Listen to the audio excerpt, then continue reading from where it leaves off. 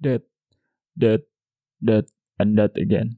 That's my experience when playing Nioh 2 for the past week. Hi everyone, welcome to the gaming area with me Nioh. This month, there's a highly anticipated game that I'm really excited to play as an action RPG gamer, and that is Nioh 2. Finally, after waiting 1 year for the release of Nioh 2 PC version, I'm finally able to play this game now. Thanks to Koei Tecmo America for providing me with a review copy of the game. So today, I want to give you my impression and my experience of playing Nioh 2 so far.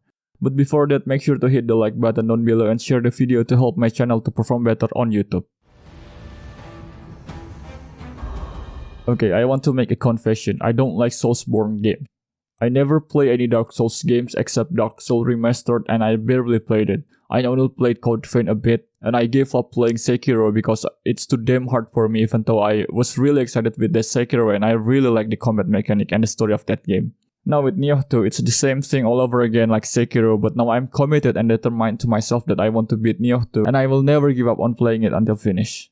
So what's my experience so far when playing Nioh 2? Well, I'm 40 hours into the game now and I just recently advanced from Chapter 1 Awakening to Chapter 2 The Soul Ring. I was dying so many times during my time in the game by the enemies. On around 30 hours of playtime, I was stuck on Chapter 1. I couldn't able to continue to the next chapter because I stuck on defeating Yatsu no Kami on the 5% Sanctum mission. I was trying my best to defeat that damn snake, but end up in failure and getting killed over and over again. After so many times trying to defeat Yatsu no Kami and got so frustrated because I failed and died again, I decided to cancel the mission and went back to the world map. It was so frustrating because even after I called for help by calling a revenant, I was still unable to defeat that Yatsu no Kami. I chose to give up the mission, decided to reset my character stat, and focus on leveling up my character before taking the 5% Sanctum mission again.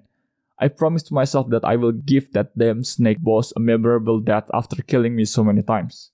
And so after I spent almost 10 hours to level up my character to level 54, I decided to take the 5% Sanctum mission again, and I did that live on my last live stream a few days ago. I reset my character stats and decided to make a ninja build that focused on ninjutsu and on Mio skills as my playstyle. And so with my new character build and playstyle, I could finally beat the shit out of Yatsu no Kami. There's that satisfying moment when I was able to defeat Yatsu no Kami. Yes! I finally won!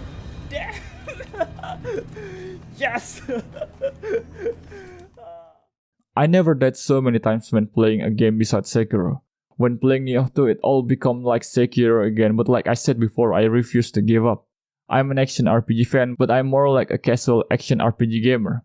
For me, Nioh 2 is a really great action RPG game with great and fluid combat mechanics. But because Nioh 2 is a Soulsborne game, it's not an easy game at all for a casual player like me who doesn't like Soulsborne genre. So I was having a hard time at first when playing Nioh 2 because I barely play any Soulsborne games until now. For me, Nioh 2 is really hard and challenging, but it's addicting and I can't stop playing it. After I find my preferable build and playstyle, the game becomes a bit easier for me and gets much more fun to play but still challenging, and I love it. During my time in the game's combat feels so smooth, fluid, and fast-paced. I love the combat in the game. The story so far is interesting and I really want to know more.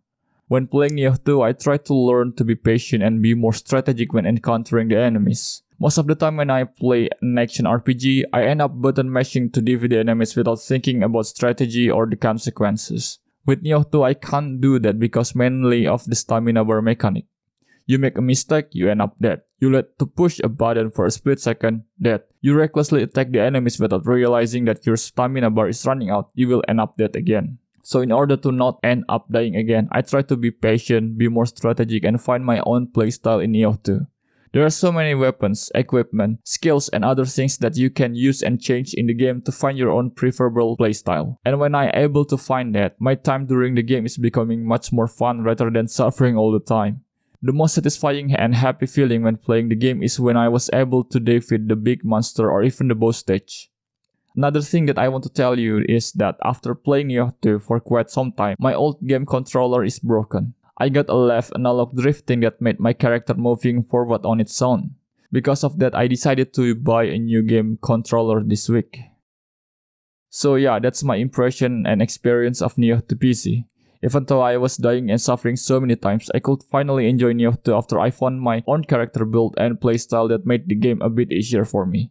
I believe and I'm hoping that I could finish and beat Nioh 2 and it will become the first game from Soulsborne genre that I could beat.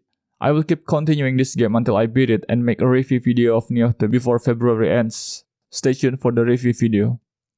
But what do you guys think of Nioh 2? Are you enjoying the game, or maybe you're just like me, was dying so many times? Let me know in the comment down below. Don't forget to like, share and subscribe to the gaming area. See you in the next video.